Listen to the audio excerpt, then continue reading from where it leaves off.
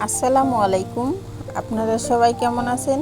দেশ বিদেশে যেখান থেকে আমার ভিডিওটি দেখছেন, আশা করি ভালো আছেন।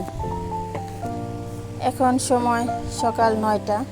আমি যাচ্ছি আমার বোনের বাড়ি, বোনের মেয়েটাকে দেখতে।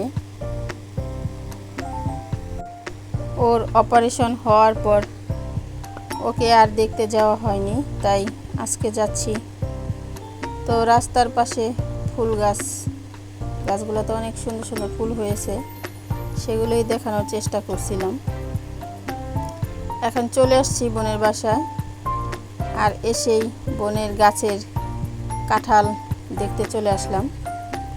তো গাছটাতে দেখুন, একদম উপর থেকে মাটি পর্যন্ত বড় বড় কাঁঠাল হয়েছে।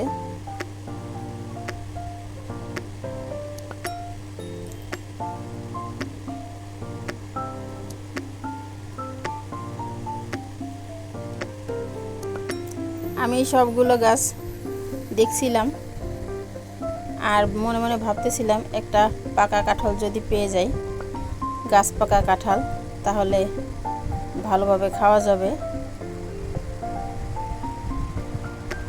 তো অবশেষে সেই কাঁঠাল খাওয়াটা আমার হয়েই গেল। এই গাছটাতে তেমন একটা বোঝা যাচ্ছে না, অন্ধকার। এই গাছে একটা কাঁঠাল পাকা পেয়েছিলাম, বোনের ছেলেকে দিয়ে কাঁঠালটা নামিয়ে নিয়ে আসলাম। এই তো একদম পাকা।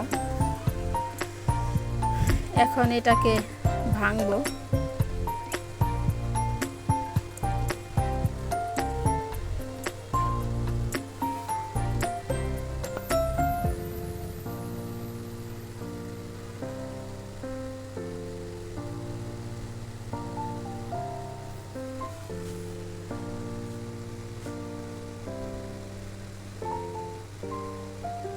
কাঁঠালের কোষগুলা খুব বেশি বড় বড় না, মিডিয়াম সাইজ, শক্ত আর খেতেও খুব রসালো।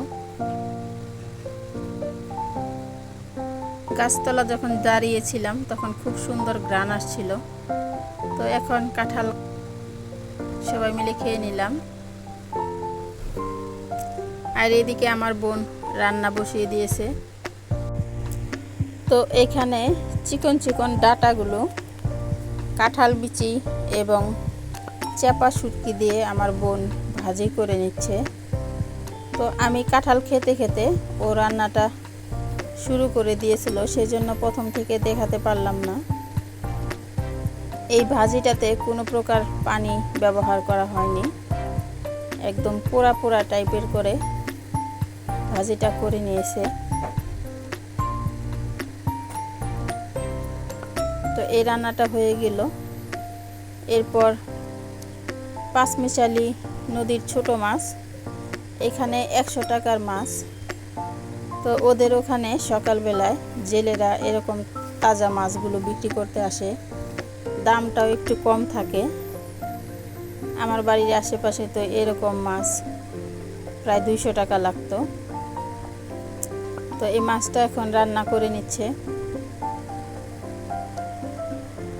একটু বেশি পরিমাণে পেঁয়াজ দিয়ে মাছটাকে রান্না করতেছে।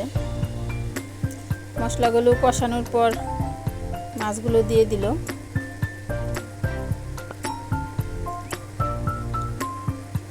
এখানে অনেক রকমের মাছ আছে, আর তরকারিটা খেতেও খুব ভালোই হয়েছিল।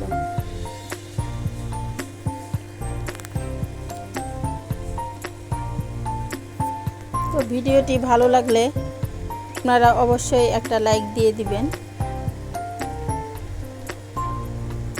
মাছগুলো কষানো হয়ে গিয়েছে। এগুলো খুব বেশি নাড়াচাড়া করা যাবে না, তাহলে ভেঙে যাবে। এখন ঝোল দিয়ে ধনেপাতাটা দিয়ে নিল।